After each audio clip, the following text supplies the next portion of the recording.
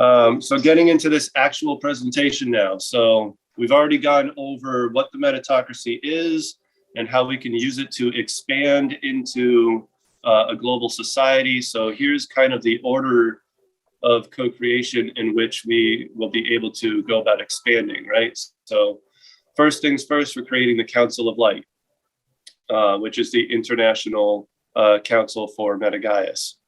From there, we will be able to expand in both directions, from the outside in and the inside out at the same time. So from the outside in approach, when there are too many people on the Council of Light, we can begin to fractalize these into, well, 4 quadrants eventually. We might have to start with just the 2 hemispheres and then go to the 4 quadrants of the globe. And when there's too many for each of those, then we can fractalize them further into the 7 continents, these being the biospheres.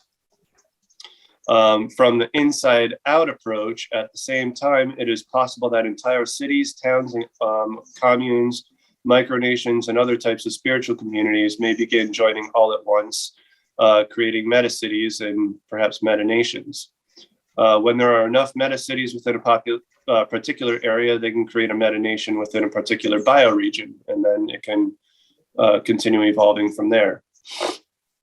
Likewise, large organizations that have vast networks of people throughout the world, such as religious and cultural organizations, may wish to join by creating their own meta-nation for the followers of their particular beliefs and customs.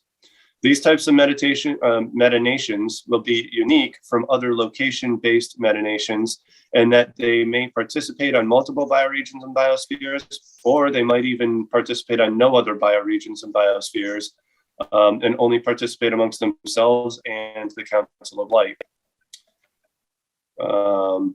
Basically what that means is MetaGaiaes is all-inclusive. There's a place for everyone in MetaGaiaes, and if one doesn't exist for you yet, you can create one. In MetaGaiaes, with the meritocracy, this ends up creating multidimensional service, right? So each person in the meritocracy always operates in more than one holosphere, except for the satellites, who only maintain a single role. The reason for that is because you have orbitals and you have orbitees, right? So orbitals are, people that orbit around a heart chakra, and orbitees are those who have other people that orbit around them, right? In a holosphere, right? So if you're an orbital, that's your outer holosphere. If you're an orbitee, that's your inner holosphere. If you're a satellite, you're basically the innermost orbitee. You're not in a role of being a heart chakra yet, so you really only have the one role. But once you become a heart chakra, you're always in at least 2 roles simultaneously as both an orbital and an orbitee, if you understand what I mean there. So for example, a star as a store manager in a large corporation is the heart chakra of that store, which is their inner holosphere. And they are also another chakra as an orbital in their outer holosphere, the one in which they orbit the galactic core, thereby taking on 2 roles. As another example, the heart chakra of a UFO, unified fractal organism, is also a member of the council. And if they happen to be a heart chakra of, for example, a meta-nations council, then they are also a member of a biosphere council, and now they have 3 roles. If they happen to be a heart chakra on the biosphere council, then they're also a chakra orbiting a holosphere somewhere on the, bioregion council. There's a typo in here. So from bioregion to biosphere. Thereby taking on 4 roles simultaneously. The maximum number of roles that someone can take on is 5 roles, right? So if they were to be a heart chakra of a UFO and on a, meta-city council and on a meta-nation council and on a bioregion council and on a biosphere council and on the council, something on the Council of Light, actually that's as many as 6 roles simultaneously that somebody can take on. Obviously, those will be rare, but few and far between, but there will be some people that take on that many roles. So just to give you an idea of how multidimensional this really is. We went over this a little bit in the last presentation. I have added a little bit to it for this presentation, so I'll go over it again. These are the checks and balance system that is automatically embedded into the meritocracy in order to prevent corruption from arising within our system, right, and within our alternative society. It's obviously markedly different from the, three branches of government that the United States has, right? Legislative, judicial, and what's the other one? It's slipping my mind at the moment. It's the White House, the Congress. Executive. Thank you, executive. So that's their system of checks and balances. It obviously doesn't work out that great, as we can see. Otherwise, we wouldn't be in this COVID predicament that we're in right now with all the corruption that's going on in our government. So hopefully you guys will see that this ends up creating a much more stable and transparent form of system that hopefully will be a lot better at preventing corruption. And if not, hopefully we are able to make the changes necessary to make it even better over time before anything happens. So checks and balances are provided by the processes used to make any administrative or legislative, so to speak, decision, which is as follows. In the meritocracy, people not only vote for who becomes a representative on the council, but also on every administrative issue that directly affects them, and the representatives cannot make decisions for the people, but can only enact decisions made by the people, although anybody can put forth a proposal. This is set to ensure that the decisions being made are always the majority will of the people and not of a minority group who thinks they're smarter than everybody else. In this way, all individuals are equal unto each other, and the collective is equal unto all individuals. Neither is superior to the other, neither rules over the other. Individuals rule over themselves and collectively participate in the administration of their community. The only way to pass a vote in the meritocracy is with what we call an overwhelming majority, which is defined as 61.8% or greater, otherwise known as the phi ratio. And this ratio, only at this ratio is there enough agreement to achieve stable long-term collective coherence throughout the community or greater society. Coherence is extremely important, right? So for example, if we do a simple majority of 51% or anything greater than 50% as a majority, it's not enough to determine coherence, right? Anywhere between 50 and 61%, the opinion can still reverse in the other direction with one more piece of information, But once you achieve this 61.8% coherence level, it's not quite so easy to sway the collective opinion anymore. The collective opinion is essentially solidified into coherence at that point, right? That's how you know it's safe enough to implement that decision without it being considered a premature decision, right?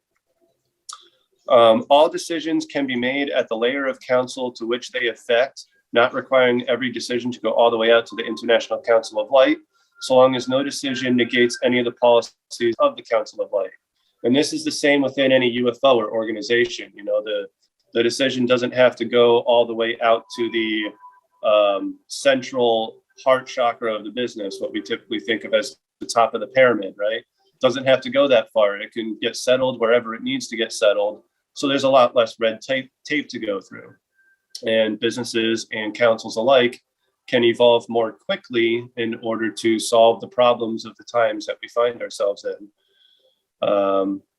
without having to get, caught up in bureaucracy, as it were. Now, whenever a council within MetaGaiaes does create a policy that contradicts one or more policies in the Council of Light or any other council they orbit within, first, it must be considered if the policies being contradicted are outdated, limiting the free will or sovereignty of the people, or being misinterpretations of natural law. If so, then these policies need to be updated with the consent of the overwhelming majority of the population in question, so the groups within it will no longer be in conflict with their outer holosphere or council. If not, then the holosphere in question must update their policy to no longer be in conflict with the outer holosphere. In other words, our policies are not meant to replace our humanity. Once they're set, it doesn't mean they're set in stone. So whenever somebody contradicts a policy, the first order of business is to question the policies being contradicted before questioning the person or group contradicting the policy. This way we can maintain constant evolution without, considering people criminals for, thinking differently, but at the same time, we want to make sure we're all going to be on the same page in the end. All right, so the judicial system can be used to overturn any administrative changes that are made that negatively impacts those who are indirectly affected by the decisions and therefore did not have an opportunity to debate and vote upon that issue. We're going to talk about that in the next slide. The judicial system, that is. Something like that. Term limits. This is an important addition that I forgot to talk about last time. Currently, there is a limitation of 2 terms within the same position on the council, after which a person must either move outward to a position of greater responsibility or may retire. The maximum number of terms any person can spend on the councils is therefore 10 terms for the 5 layers of councils, Meta City, Meta Nation, Bioregion, Biosphere, Council of Light. You can get up to 2 terms each for a maximum of 10 terms. And terms are currently set at 4 years, meaning one can only serve on the councils for up to a maximum of 40 years before retiring. Now, these, again, are just arbitrary things that have been set in place for now. Doesn't necessarily mean that's what's going to end up getting ratified into existence. Doesn't mean it might not change even later after that. That's just the way it's currently set. Okay. Process of administrative proposals. It is highly suggested that we use a potential future collaborators act system, which is from Helix, regarding administrative proposals, which is essentially as follows, with the addition of the idea of the overwhelming majority as explained earlier. First, in order to determine whether or not a proposal would be valid or invalid, which means worthy of taking the time to debate and vote upon, an assessment vote must be initiated. Everyone assesses the level of importance of the vote by voting anywhere from 0 to 10, 0 being not important at all and 10 being extremely important. Anyone that does not give an assessment vote is automatically counted as a 0. If the assessment vote achieves an average score rating of at least 6.18, which is again the proportion phi, then it has achieved enough coherence to be considered important enough to spend time debating and voting upon. All those directly affected by the decision will thus debate on the issue and then schedule a time for a final vote. If the final vote is a rejection by the overwhelming majority of those who participated, then the proposal must be considered invalid for some period of time, currently arbitrarily set at 10 years for the Council of Light, but each council, UFO, and network can set its own standard.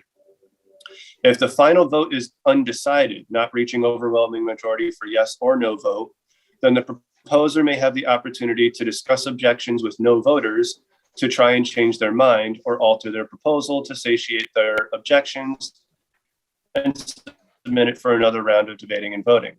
If after 3 rounds of voting it is still considered undecided, then the proposal or anything similar to it will be considered invalid for a period of time currently arbitrarily set to 5 years. But again, each council, UFO, and network can set its own standard. Obviously, if the overwhelming majority vote is yes, then the proposal is immediately implemented. And again, an overwhelming majority is defined as a minimum of 61.8%. Petitions for changes gone wrong. This is what I was talking about here, where the judicial system can be used to overturn administrative changes that negatively impacts those indirectly affected. So, since administrative proposals are only debated and voted upon by those who are directly affected by the decision, there may be instances in which the decision made negatively affects those who are indirectly affected by it. For example, if the health and wellness sector created a policy such as the CDC and WHO have created regarding COVID-19, which ends up causing medical malpractice, right? So if this whole COVID-19 pandemic policies accidentally, happened within our society, for example, this would negatively affect the patients who are unable to debate and vote upon the change because it only indirectly affects them, as they are not the ones who have to directly follow the policies and procedures. In such a case, those who are indirectly affected in a negative way can create petitions which other members who are similarly affected can sign off on, making their claims and citing their evidence, such as in the same way as an affidavit, and can send this petition proposal to an appropriate judicial sector for the appropriate layer of counsel for review in order to, should they win the case, force the health and wellness sector, as in this example, to change their policy and procedure and right their wrongs, right? So this is acknowledging the fact that sometimes we will make changes that weren't actually in the best interest of everybody and had unintended consequences that we failed to consider in the beginning, and gives us a way to make sure that we make those changes so that we get back on track. Judicial system. In MetaGaiaes, things are done a little bit differently. MetaGaiaes takes on the approach that of only using private equity law in legal proceedings, or actually lawful proceedings, because private equity law is the foundational extension of natural law in human affairs. As such, every member of MetaGaiaes is responsible for studying and understanding private equity law. This is one of their sovereign responsibilities. For learning private equity law, I highly suggest starting with the Redemption Manual 5.0, which can be found at makefreedom.com. In private equity law, all disputes between all people are first to be handled privately between the two parties, or three parties, or whatever it is, using the foundational 10 maxims of private equity. I'm not going to go over what those 10 maxims are. You can get that when you self-educate on private equity law if you haven't done that yet and aren't already aware of these things. Again, I suggest going to makefreedom.com and buying their book. So far, it's the best source of information on all this that I've come across. However, cannot be resolved privately in this way within a timely, then we take it to, remember the mediator chakras and the meritocracy? This is where they come into play. People in dispute who cannot resolve the dispute privately amongst themselves take the dispute to the mediator chakra that is first in line for being able to represent both parties, right? And there's different layers to the meritocracy, and people in dispute might not always be in the same layer. So this is how we determine which mediator chakra they go to. If the dispute is between members of the same holosphere, then the mediator chakra of that holosphere takes precedence. If the dispute is between members of different holospheres within the same department of the same business, then the mediator chakra of that department takes precedence. If the dispute is between members of different departments of the same business, then the mediator chakra of that business takes precedence. If the dispute is between members of different businesses within the same sector of the same metacity, then the mediator chakra of that sector takes precedence. If the dispute is between members of different sectors in the same metacity, then the mediator chakra of that metacity takes precedence. So as you can see, it always just goes to the next mediator chakra outwards, right? Whichever one, both of them can, the closest one to both of them, as it were. When disputes are taken to the mediator chakra, the mediator chakra will thus act as the private arbitrator for both parties in dispute. This is a system that's already in use in private equity law, and we're just using our own people, our own mediator chakras, rather than, for example, the American Arbitration Association. This arbitrator will listen to both sides of the story, read all the affidavits and counter affidavits that each party previously submitted to each other in their private dispute. The arbitrator will take all of this information into account and make a final and lawfully binding decision. If either party is unhappy with the decision, they may repeal the decision and take it out of the private setting and into the public setting by opting for a trial by jury. When this happens, the case must be taken to a mediator on a counsel that is one step outward from the previous mediator, or taken to a more outward counsel. This mediator must then send out invitations to many different unbiased and uninvolved members who must choose willingly, rather than be told they have to do this, whether or not to participate as a juror. Once anywhere between 7 and 12 jurors have chosen, not been chosen, but have chosen themselves to participate using their own free will, the trial may be scheduled. During the trial, both parties must represent themselves as sovereign, which means no lawyers, and both parties will have ample information and evidence to support their. Once both have made their case, the jurors must convene to take a final vote on the verdict, and this verdict, decided by the jury, is absolute and final. No appeals may be made beyond this point. Again, that's arbitrary and can change if people don't like that. So that's just the way it's set now, because that's the way it is in secular society. And I don't know if there's a reason it should be continued past that point. Some advantages to a parallel society. Not all of them, of course, but the ones that I had the ability to write down before this meeting started. We are no longer subject to federal, state, provincial, or local jurisdictions of laws within the territories that we operate. We are creating our own jurisdiction based on a network of trusts rather than territorial borders within which we are sovereign. In other words, we don't have to follow their rules and dictates anymore, and there's nothing they can do about it. We will eventually create our own free access economy with our own decentralized central banking system by allowing our members to create money on demand for purchases, allowing our businesses to operate with environmental sustainability without having to worry about profits or costs, and allowing our members to live in total abundance without having to change the way the world works. And well, I mean, we'll be changing a lot of things about how administration works and maybe some procedures as to how we actually produce products and services, but we're not changing anything about how you still go into a store to pick up the products that you need, you know, that kind of a thing.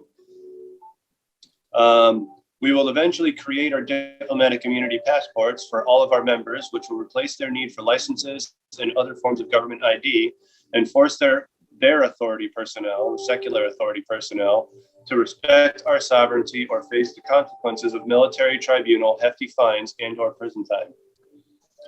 We are non-hierarchical, instead working within a holistic/holographic system. All of our members are equal in terms of power and authority. There is no room for corruption in such a system.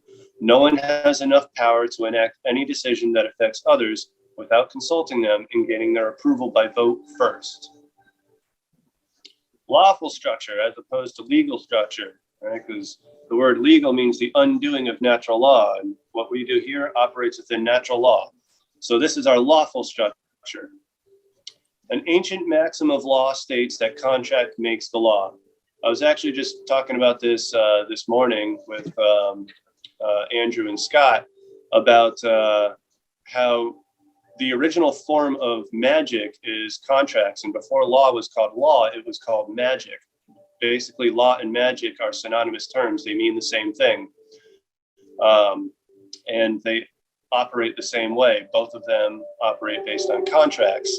A trust indenture agreement is the original form of contracting, right? Now, examples of a trust indenture agreement are the Constitution of the United States, Internal Revenue Code, United States Code, Admiralty Maritime Law. Not all of these are natural law based.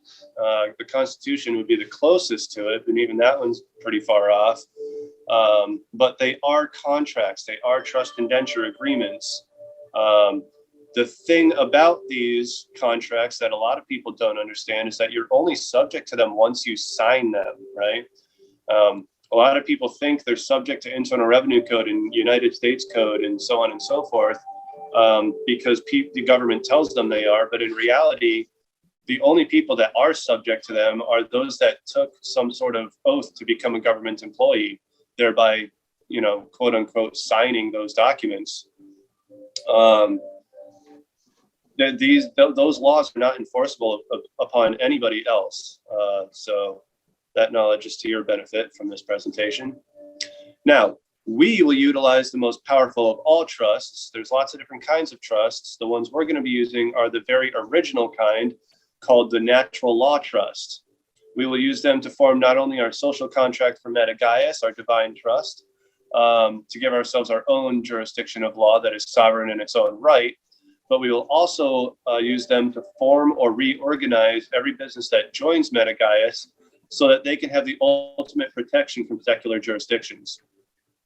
By creating a natural law trust, all property and assets once considered to be the property of the state held in their public trusts are now considered to be private property held in a private trust by private people.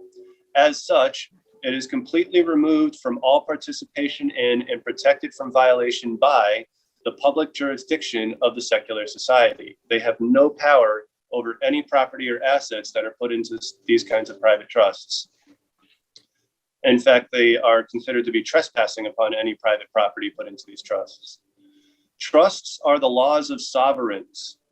Public trusts, including MetaGaiaes, well, it's public to us, it's still private to them, are social contracts between all those party to the contract for the purpose of producing the highest good for everyone, be they small businesses or a large society. Private trusts, such as family estates, are private contracts between private people for the private management of private property for the benefit of the family and by nature extensions of that family. While all private property and all UFOs and councils within MetaGaiaes will be considered public trusts by nature of the fact that they participate in the administration of MetaGaiaes, all private trusts of the members will remain just that. Each individual's own private domain, right? Your private property, your own personal homestead, right, is essentially your private kingdom, right? It's not even really part of MetaGaiaes, it's your private kingdom.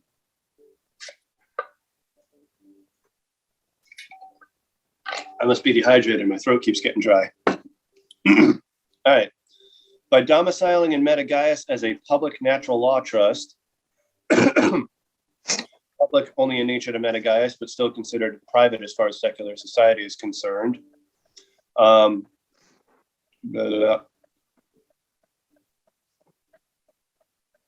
We now have not only removed ourselves from the secular jurisdiction as private property in the form of a natural law trust, but we have also now domiciled ourselves in a different society that is sovereign in its own right. Furthermore, by becoming members to that society, we have now become sovereign diplomats within that society, granting us diplomatic immunity in our host nations around the world. And that further gives them even less power over us. In fact, if anything, it has to make them afraid of us because anything they do to us is an act of war, and we can take them to the International Court of Justice and go through a military tribunal, which can essentially give them either hefty fines, put them in prison, or perhaps worse. Who knows? The Declaration of Independence, as well as the history of common law and especially private equity law, the most powerful of all officially recognized jurisdictions, works in our favor to protect us, our UFOs, and our network of trusts.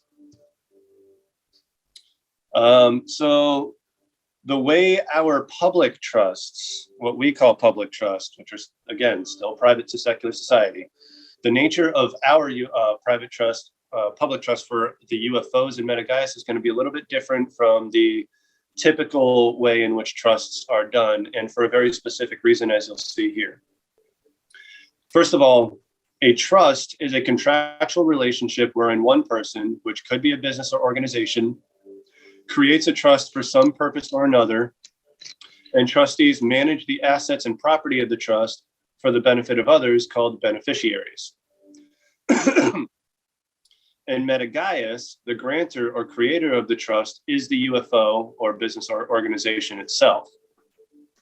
The trustees are all the employees or managers, which we no longer call them employees or managers because we call them trustees, but that's who they are in the business.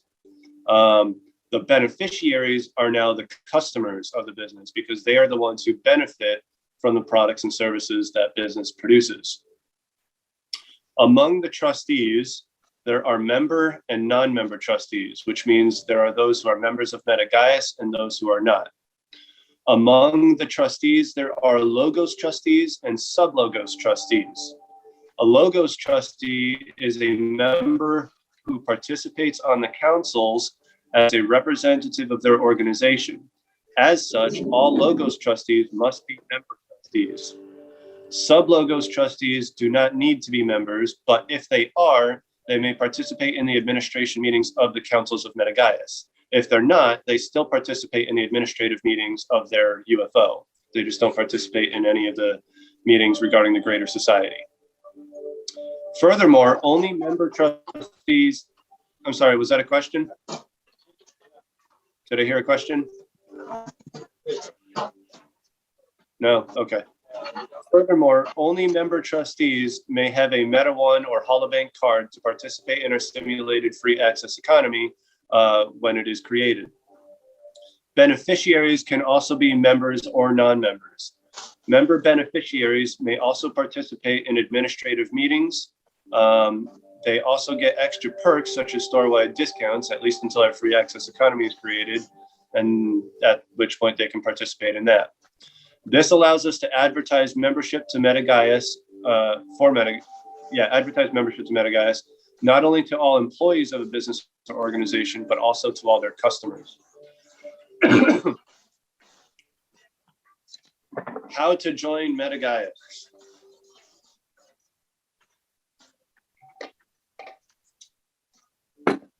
Okay. Since MetaGaiaes is set up as a network of trusts, you have to be participating in a trust that is domiciled within MetaGaiaes in order to be a member. All trusts are organizations called UFOs, including the various layers of the councils that provide services to our communities. The following are the different ways to join MetaGaiaes. One, as an independent contractor. You become the sole logos trustee of the business and represent yourself on the councils. Two, as a small business owner, you become the initial logos trustee and represent your business on the councils until you are replaced or retire or evolve outward. Is it possible the person with all the background noise can mute themselves?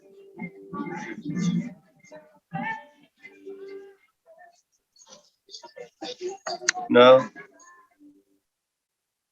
Thank you. Three, as a large corporation, you and your top managers become logos trustees and represent your business on the councils until you are replaced or retire or move outward. Four, as a religious network or spiritual community, the leaders of your church network, commune, or online spiritual community become logos trustees and represent your network on the councils. Large enough networks may make their own metanation.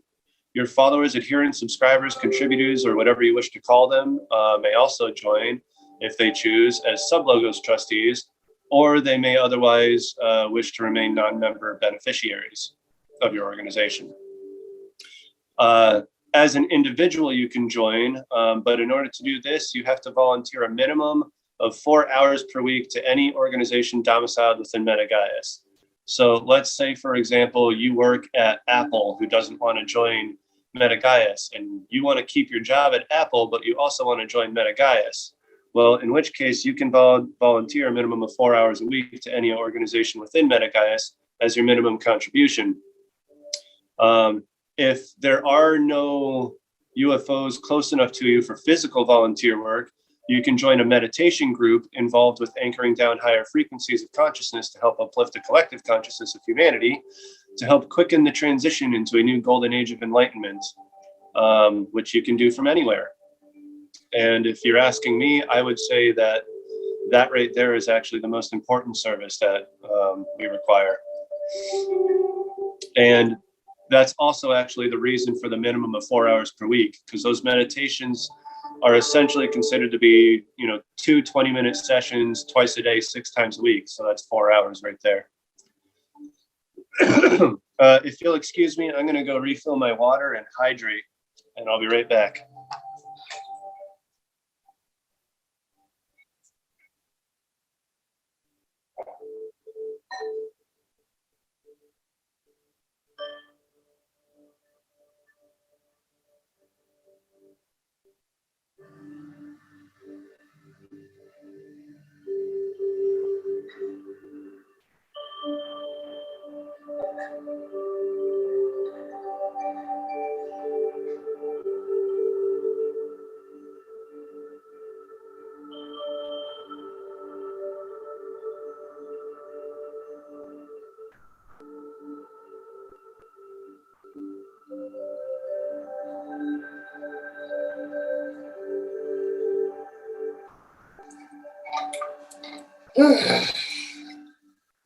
Okay.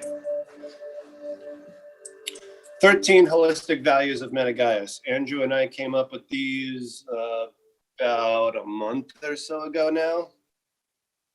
Basically, these are 13 different holistic values, one of each of which relates to one of the 13 sectors of the councils. So for the energy and communication sector, we have the value that is holographic mastermind, which is basically the use of the meritocracy in general. Hence, it's in the communication sector. For the construction infrastructure sector, the value there is holistic infrastructure, such as, for example, incorporating sacred geometry into our architecture, new architecture for new buildings and cities. For the media, arts, and entertainment sector, the value is beautification. For education and mystery school sector, the value is personal self-development as opposed to indoctrination systems. For the spirituality sector, the value is anchoring down higher frequencies. For the science and tech sector, the value is evolutionary innovation. For the advisory / public relations sector, the value is ambassadorship, which is essentially creating peaceful relations between us and our host nations for as long as our host nation still exists as their own nation. For the defense and security sector, the value is peace creation as opposed to peacekeeping, right? We don't want to keep the peace where it is. We want to promote and create more peace. For the judicial mediation sector, the value is equitable and incorruptible justice. I should head to that private justice. So you want to try and keep it as private as possible unless there ends up being an appeal, or I'm sorry, repeal. Appeal, repeal, appeal, repeal. Yeah, repeal. For the resource management sector, the value is free access economy. That's our, eventual goal to get to. For the environmental sector, the value is honor the earth, honor each other. For health and wellness sector, the value is natural, keyword, natural health and healing. For the central process sector, the heart chakra sector, the value is transparent communication and personal privacy. The action plan for moving forward with everything. Where we are right now is the creativity phase. We're still planning and finalizing the details of the trust indenture agreement for MetaGaiaes, and we'll always be looking for more people to join, but we certainly have enough to get started with at this point. So that brings us to step one, holding mastermind meetings between the founding organizations for MetaGaiaes to merge our systems together and finalize the initial version of the Divine Trust and ratify it into existence, which we're going to start doing pretty much ASAP. Again, I'm going to update the social contract with Andrew and Scott next weekend, and then hopefully very soon after that, we'll be getting together with Together Life Systems and Helix, and then moving forward from there until all of the core organizations that have joined have merged all of our systems together for that social contract, and then we'll ratify that into existence. Once that's done, we then need to build a website for MetaGaiaes and create an online registry for businesses and individuals to domicile themselves in MetaGaiaes and allow more people to digitally sign the Divine Trust online, as well as many other things that website will do, but that's what we need to know for now. Step two, set up a holochain-based social media network, which I call Unify. I'm not sure what Together Life System is currently calling it, but they're the ones basically, it seems to be, are creating it. So I guess we'll let them name it. This will be used for all administrative communications for businesses and the councils, for all proposals, elections, votes, and public communications, as well as all the other functions that the Together Life System is currently developing it for. And initially to set up our abundance-based economy until we can transition to a service-based free access economy, and eventually a resource-based free access economy. Step three, collaborate Continue collaborating with Meta One Bank and GPMS to create a service-based free access economy that allows us to do business with the rest of the world so that all of our members can live in true freedom and abundance, allowing our businesses to do what is right for the environment and people without having to worry about profits and costs, allowing our members to easily start and expand new businesses.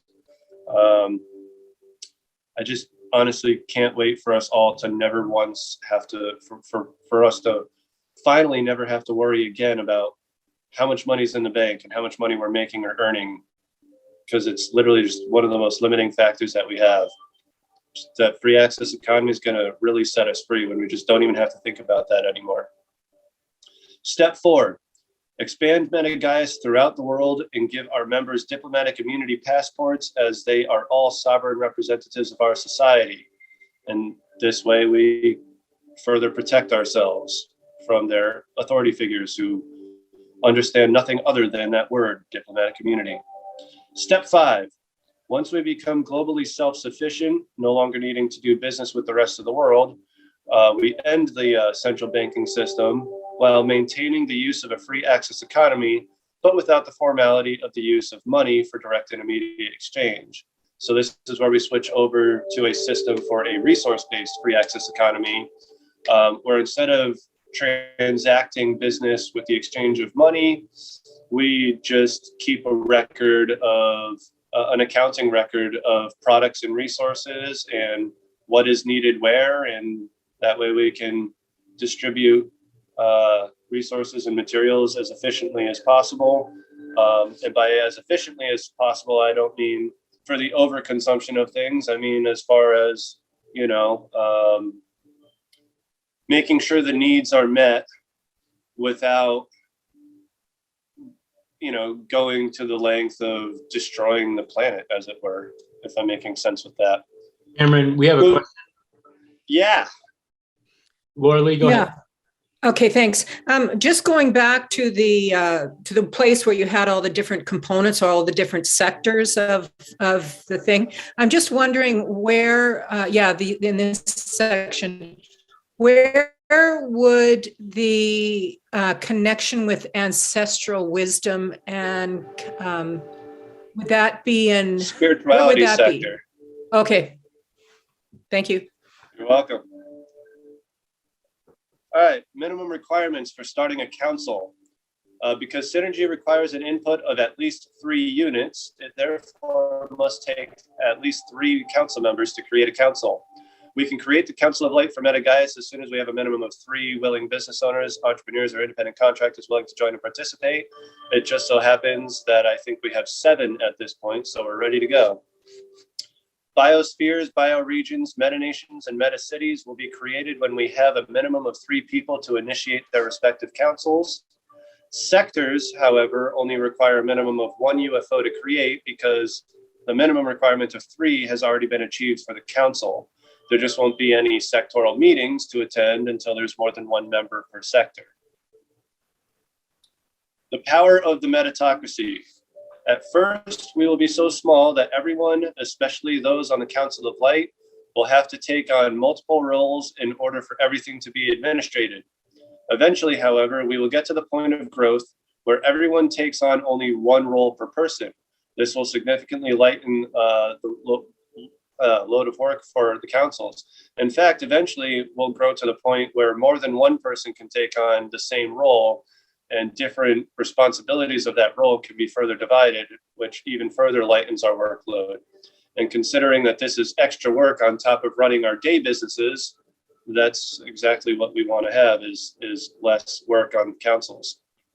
Now, even better, however, is that eventually we'll grow to such a size and continue growing that we'll be able to, that's what I just said, assigning multiple roles to the multiple people to the same role, allowing them to take on different aspects of those roles, further lightening the burden. All right.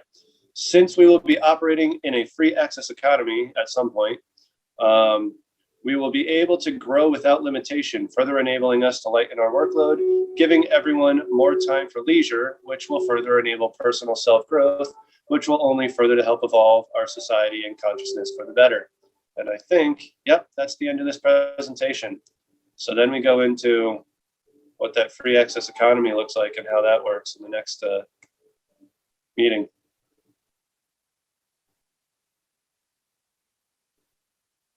So, question and answer time, I suppose. That was a short one this time. Yeah, thank you, Cameron. That was great. Yeah, if anyone has any questions, please go ahead. Oh, hi, Emily. Hey, John, how's it going? Good to see you. Yeah. Cameron, I have Yeah. a question. How long do you think that would possibly be before we started some of these passports are created? I don't know. If you ask GPMS, they would say we're never even going to need them because MetaGaiaes will expand so fast and secular society will collapse so fast that we won't even need the protection. If you ask me, I think we're going to need the protection for at least another decade or two, minimum, if not another 100 years or so. And I would hope that we reach that step of creating these diplomatic immunity passports. If not this year sometime, then hopefully next year sometime. Okay. It's definitely a Thank you priority for answering issue. Yeah, it's definitely a priority issue. Right up there with the free access economy. Yes. I have a question. With regard to the construction and the infrastructure, have you looked at the addition of glyphs in as well as sacred geometry? It's interesting you mentioned that. So I am familiar with a lot of information about how architecture can be built to provide certain technological advantages, such as wireless piezoelectric production, teleportation technology, and anchoring down frequencies, certain frequencies for the creation of certain reality spheres, if you will. And that's where your glyphs come into play. Is those glyphs are a way of anchoring in certain types of frequencies. Mm-hmm. Yeah. What else do you know about that, though? Well, I think it probably has application at a lot of different levels. I mean, even with individual people in terms of their own spiritual growth, working with glyphs and that sort of thing. Absolutely. I think it has application at like every fractal, every quanta, you could say. The other thing I just wanted to point out is with regard to meditation, there's an organization called Evolutionary Collective. You heard of them? I think it's the one, I think you're talking about the one I'm aware of. Okay, and this is by Patricia Albert. So I'm thinking of Collective Evolution. Never mind. This is Evolutionary Collective, which is a different, it's not really meditation. It is, they have the mutual awakening practice, which is an experience of interbeingness. And so I just want to put that on your radar. I've been doing that for 2 years, and it's something I do almost every day. And it's a deeper kind of you meet with someone, you lock eyes with that person in a Zoom room. It's a different person every day. You don't know who you're going to be meeting with. And then you just talk about what is emerging. And so it is you don't go into the same kind of internal experience as meditation. It really is, I think it's accurate to say it's an experience of interbeingness. And I think that it would really, having that skill to sort of hold a space between you, it almost feels as though there's a consciousness ball between you. And having that skill, I think, would really help with what you're wanting to do. I like that idea. It's a cool idea.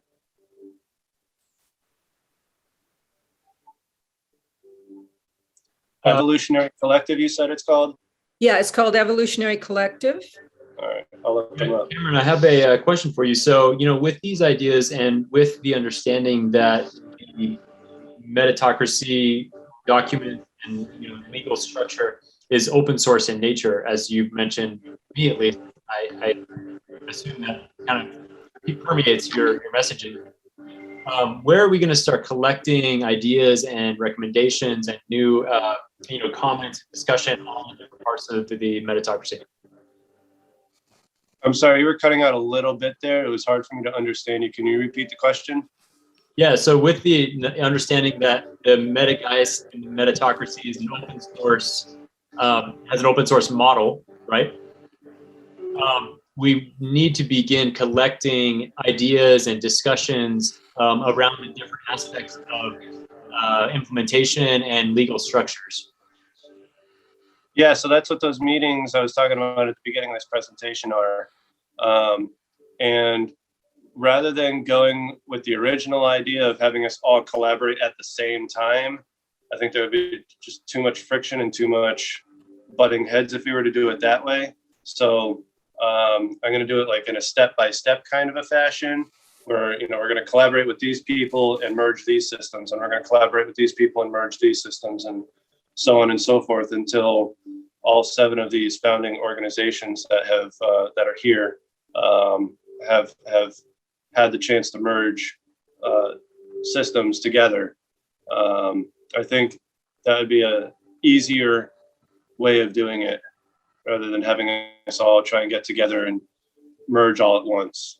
Right. And so my question is about, and, taking Lauralee's point as an example, how are we going to start collecting the ratified documents and again, adding new ideas and discussions on those documents? Oh yeah, so the process for that is actually written into that social contract that we'll be figuring out.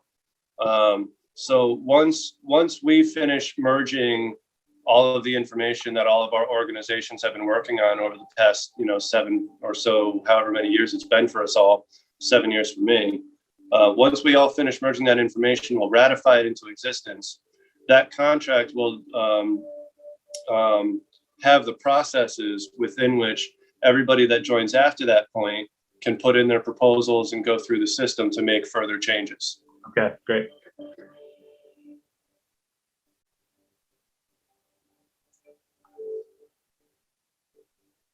You're muted, Lauralee.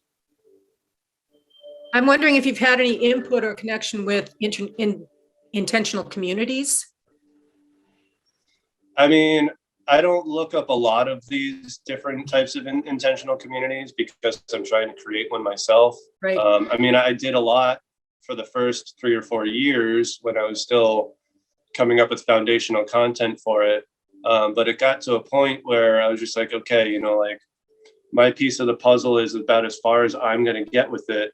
The only thing I can do now is start collaborating with others to come up with the final product, right? Yeah. So these other people, they've also done a lot of research in other intentional communities. It's how they developed their systems, and that's what's now coming together to merge. So yeah, see, I think that what happens with in a lot of intentional communities is that your economic aspect of it would be really appealing to them, because that's where a lot of them struggle. I think that, like, I was involved in the intentional community group last year, and I think that what happens is that they kind of are locked into an old framework with regard to economic structures, and right.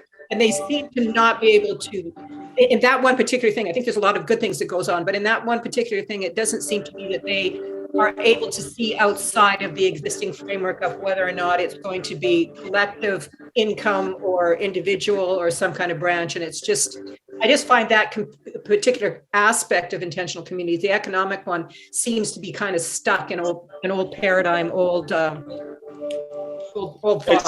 It's a difficult transition to make. I mean, we've been indoctrinated into direct immediate exchange and money for the last 6,000 years. It runs deeper in our veins than current forms of government. It's a really deep program in the mass consciousness, and that's why it's going to take some time to overcome. I thought we would be able to immediately transition to a free access, service-based free access economy, and we may be able to very quickly, but at first, as it stands, we still have to, find ways of operating in the current paradigm without losing our values to the current paradigm of that system, and that's a difficult thing. TLS has come a long way in creating a new value system for economics, which they call organomics, that I think will be a great step one transition into an abundance economy, if you will, before we finally have our service-based free access economy up and running. Mhm.